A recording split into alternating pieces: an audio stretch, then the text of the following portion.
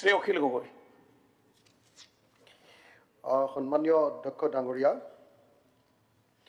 আজি যিটো বিষয়ে আলোচনা হৈছে সেই বিষয়টো মোৰ জীৱনৰ লগত জড়িত এটা বিষয়। এই বিষয়টোৰ কাৰণে APSC কেলেংকাৰী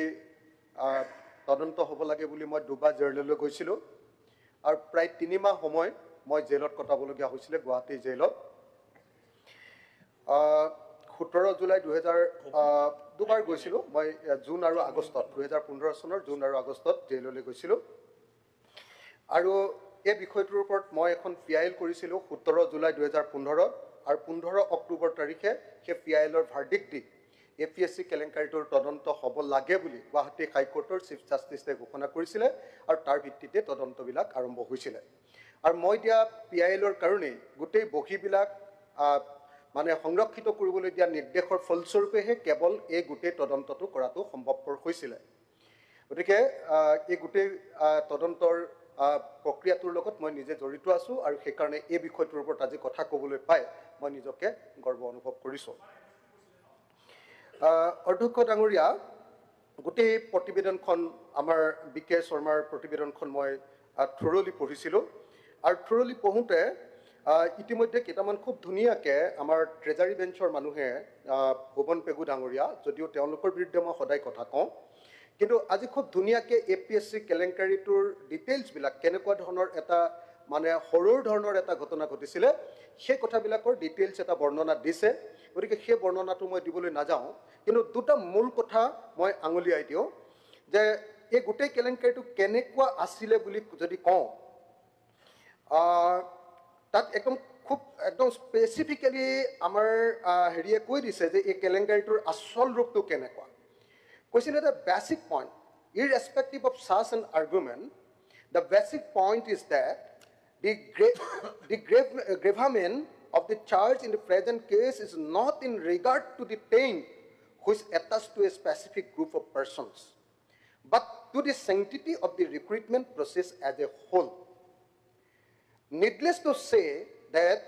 when the credibility of the entire CCE 2030 stand vitiated by systemic illegality,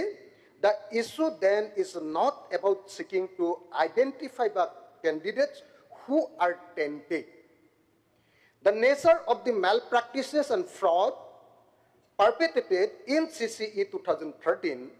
as recorded in this report, based on evidence, demolish the very credibility of the process of selection itself and to what extent it had eroded.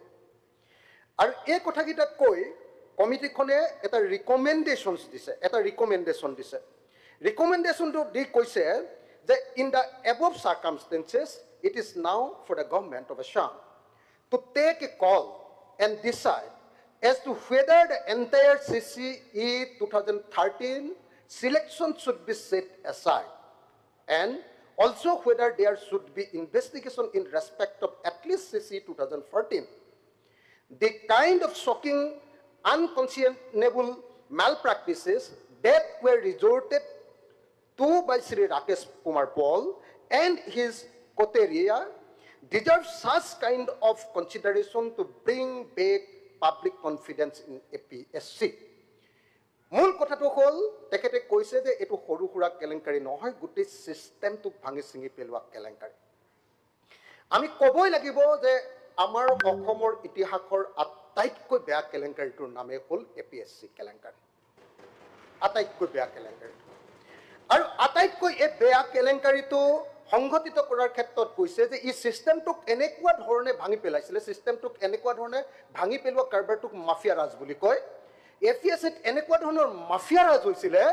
যে ইয়াত কোনজন মানুহে গণ্ডগোল কৰিছিলে, কোনজন কেণ্ডিডেটক gel দিব লাগে, কোনজন দোষী, সেইটো ইম্পৰ্টেণ্ট কথা নহয়, গোটেই চিষ্টেমটো গণ্ডগোল হৈছিলে। গতিকে এই নিযুক্তিৰ দ্বাৰা যিবিলাক মানুহে উপকৃত হৈছিলে, যিবিলাকক চাকৰি দিছিলে, সকলোৰে চাকৰি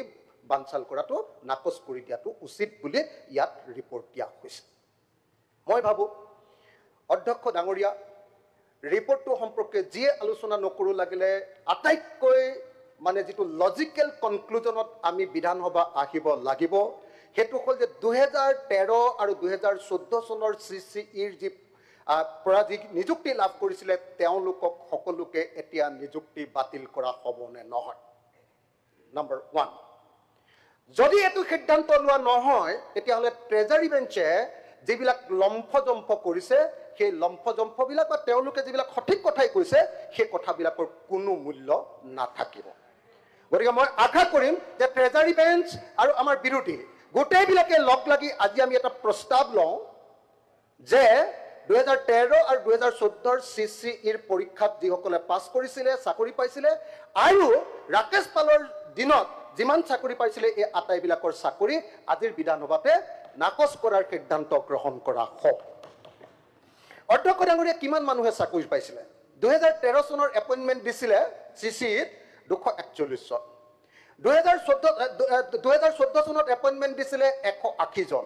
আৰু বাকি অন্যান্য পোষ্টবিলাকত চাকৰি দিছিলে 210 জন ৰাকেশ পালৰ দিনত আৰু টোটেল 631 জন চাকৰিয়ালক চাকৰি দিছিলে আৰু অধ্যক্ষ ডাঙৰীয়া আমি আটাইতকৈ গুৰুত্বপূৰ্ণ যেটো কথা মনত ৰখা দৰকাৰ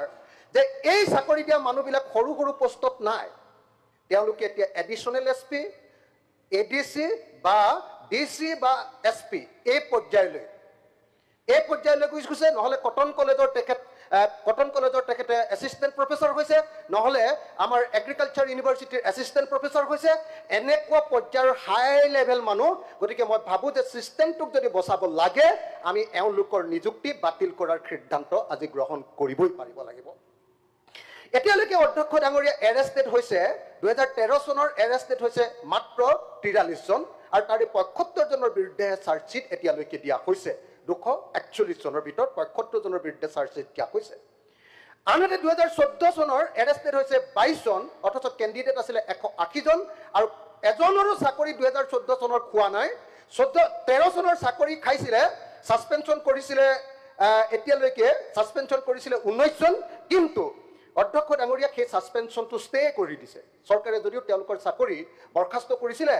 কোৰ্টে কৈ দিলে যে নাই তেওঁলোকৰ চাকৰি বৰখাস্ত কৰিব পৰা নাযাব কোৰ্টে কৈছে বৰখাস্ত কৰিব পৰা নাযাব কি কাৰণে তাৰ ৰিপৰ্টটো মই একদিন কোৰ্টৰ গোটেই অৰ্ডাৰ গিটা অধ্যক্ষ মহোদয় এটা এটাকে পঢ়িছিলো আৰু অধ্যক্ষ মহোদয় এটা এটাকে পঢ়ি থাকোতে মোৰ অনুভৱ হৈছিল যে অকল APSC কেলেংকাৰীটোৱে কেলেংকাৰী নহয় APSC কেলেংকাৰীটো তদন্ত কৰাটো এটা ডাঙৰ কেলেংকাৰী আৰু APSC কেলেংকাৰী তদন্ত কৰাৰ পাছত যিবিলাকক দোষী সাব্যস্ত কৰি এইবিলাকক খেদিব লাগে বুলি কৈছিলে তেওঁলোকক নেখেদি ৰক্ষণাবেক্ষণ দিয়াটো এটা ডাঙৰ কেলেংকাৰী তিনটা কেলেংকাৰী APSC লৈ চলি আছে অধ্যক্ষ ডাঙৰীয়া তিনটা কেলেংকাৰী মই যদি কওঁ পেৰা এইটো অৰ্ডাৰ আপোনালোকে যদি চাই গুৱাহাটী হাই কোৰ্টৰ সিংগল বেঞ্চে কৈছিলে যে নহয় এই 19 জন মানুহৰ চাকৰি তোমালোকে খাব নোৱাৰিবা আৰু এজনী প্ৰিয়ংকা দাস নে কিবা ছোৱালী এজনীৰ চাকৰি খাব নোৱাৰিবা কাৰণ তোমালোকে প্ৰচিডিউৰ ল্যাপছ কৰিছা তেতিয়া এই অৰ্ডাৰটোত গুৱাহাটী হাই কোৰ্টে বাৰম্বাৰ কৈছে পেৰা 29 30 32 33 36 এটো অৰ্ডাৰ যেদিনা অৰ্ডাৰ দিছে সেদিনা 19/2/2025 মাত্ৰ কেইদিনমানৰ আগতে ফেব্ৰুৱাৰীৰ 19 তাৰিখৰ দিনা অৰ্ডাৰ দিওঁতে কৈছে যে অসম চৰকাৰে ইচ্ছাকৃতভাৱে বাৰম্বাৰ কৈ থকাৰ পাছতো এই মানুহকেইজনৰ চাকৰি কিয় খাব নালাগে তাৰ ওপৰত কাউন্টাৰ এফিডেভিট দি থাকিবলৈ কোৱাৰ পাছতো অসম চৰকাৰে কাউন্টাৰ এফিডেভিট দিয়া নাই অসম চৰকাৰে এই যেটো ৰিপৰ্ট BK শৰ্মাৰ ৰিপৰ্টটো জমা দিবলৈ কৈছে কোৰ্টে যে BK শৰ্মাৰ ৰিপৰ্টটো যদি আপোনালোকে জমা দিয়ে তেতিয়া হলে আমি একচন ল'ব পাৰিম কিন্তু অসম চৰকাৰে সেই ৰিপৰ্টটো জমা দিয়া নাই যদি সঁচাকে আজিৰ অসম চৰকাৰৰ জড়িত মানুহবিলাক এই কেলেংকাৰীটোৰ লগত জড়িত নাই আজি সিদ্ধান্ত ল'ব যে APSC কেলেংকাৰীত নিযুক্ত প্ৰত্যেকজন কৰ্মচাৰী সকলোকে চাকৰি খোৱা হ'ব এই সিদ্ধান্ত ল'ব চাকৰি খোৱা হ'ব আৰু যিসকলে সেই সময়ত যেটো পাৰ্টিয়ে চাকৰি দিছিলে সেই পাৰ্টিকো নাকচ কৰা হ'ব কংগ্ৰেছ পাৰ্টিক নাকচ কৰা হ'ব মোৰ এক মিনিট বিধানসভা নাকচ নহয় গণভোটত হয় আপুনি কেনেকুৱা কথা কৈছে শিক্ষিত হৈ মহোদয় এইবিলাক প্ৰচিডিঙৰ পৰা কি কথা অনাৰেবল মেম্বাৰ প্লিজ আৰে কবলৈ দিয়ক না এক মিনিট আছে স্যাৰ আপোনালোকে কলে পহ এনেকুৱা কথা হ'ব পাৰে নেকি মহোদয় আপুনি বহিষ্কাৰ কৰোৱাই নি কংগ্ৰেছ দলক আমাক উত্তৰটো দিয়ক আপুনি মহোদয় আপুনি উত্তৰটো দিয়ক মহোদয় স্যাৰ এক মিনিট আছে মোৰ স্যাৰ এক মিনিট এক মিনিট স্যাৰ হয় sir sir please honourable member please না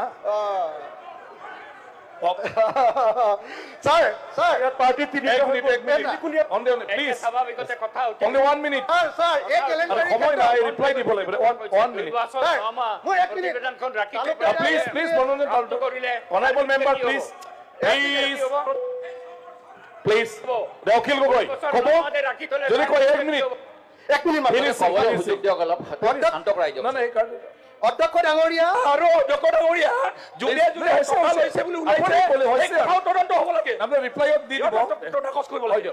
অধ্যক্ষ ডাঙৰীয়া এতিয়া দুটা সিদ্ধান্ত কোৰ্টে মানে এই ৰিপৰ্টে ল'বলৈ দিছে এক নম্বৰটো হ'ল যে গোটেইবিলাকৰ চাকৰি খাব লাগে বুলি চৰকাৰে সিদ্ধান্ত ল'ব লাগে আৰু দুই নম্বৰটো সিদ্ধান্ত ল'বলৈ দিছে যে কোনে এই গোটেই কেলেংকাৰীটো কৰিলে তাৰ ওপৰত চিবিআই তদন্ত দিব লাগে চিবিআই তদন্ত হ'ব লাগে সিদ্ধান্ত হ'ব লাগে কংগ্ৰেছৰ কংগ্ৰেছ পাৰ্টি যদি এই কৰি আছে মানে তেখেতসকলৰ ভয় আছে দুৰ্গা দাস বড়ো ধন্যবাদ ধন্যবাদ ধন্যবাদ অধ্যক্ষ মহোদয় 3 মিনিট 3 মিনিট দিছে তাৰ কাৰণে ধন্যবাদ দিছো মোৰ 3 মিনিট